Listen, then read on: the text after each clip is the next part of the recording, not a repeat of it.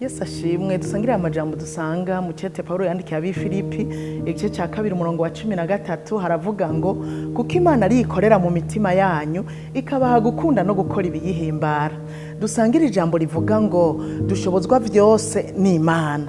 Mbega hari igihe bigushikira ukumva umengo ivy'Imana ntibikuryoheye cyangwa ukumva umengo uri kure y'Imana, hamwe usenga ukumva umengo ntibiriko biracamwo, wasoma ijambo ukumva umengo nturi kuratahura. Ivyo bihe birabaho kandi nivyanagushikira nuzo bifate nk'akatabonetse. Burya ntibizokunda yuko uhera itariki imwe y'ukwezi kwa mbere ugashikana itariki 31 y'ukwezi kwa 12 uri mu mpemu.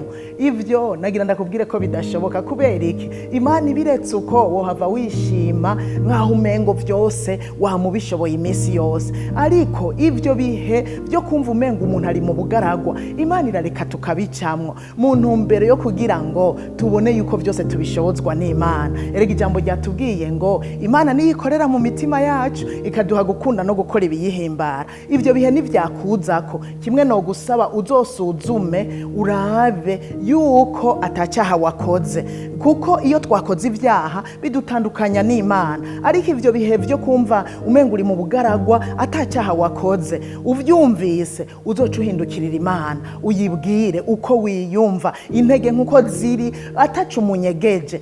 Iyo Mana ikorera muri twebwe izokiza ikorere muri wewe, iguhe gukunda no gukora ibiyihimbara. Ari ukwisonzesha ubishobore, ari ugusenga ubishobore, ari ugusoma ijambo ikorere muri wowe usange vyaje wabishoboye. Hanyuma rero ikindi naco nagira ndakubwire ngo ugume muri Yesu, ugume muri Yesu nawe agume muri wewe. Ijambo ry'Imana riratubwira muri Yohana 15 umurongo wa 5, Yesu aravuga ngo ni jewe muzabibu w'ukuri namwe muri amashami, uwuguma muri jewe nanje nkaguma muri we, uwo niwe yama cane uko ataco mubasha gukora mutamfise. Nitwaguma muri Yesu nagira ndakubwire ngo nawe akaguma muri twebwe tuzoshobozwa nta kabuza. Nuze wigere wiyumvira nkaho ibintu vyose ushobora gukora ari wewe vyandurukako, haba namba. Dushobozwa vyose ni Imana. Ayo n'amajambo Paulo yandikiye abikorinto mu cete kigira 2 igice cya 3 umurongo wa 5. Byose vyanduruka ku Mana niyidushoboza.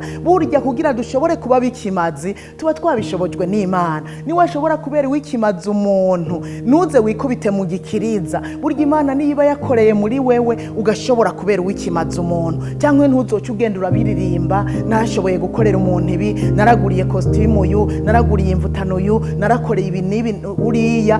Nuze wikubite mu gikiriza. Icyo dushobora gukora ciciza cyose canduruka ku Mana niyikorera muri twebwe. Nuko rero nshuti yanje nagira ndakubwire ngo Imana niyikorera mu mitima yacu ikaduha gukunda no gukora ibiyihimbara. Mu yandi majambo dushobozwa byose nayo. Imana ibahezagire.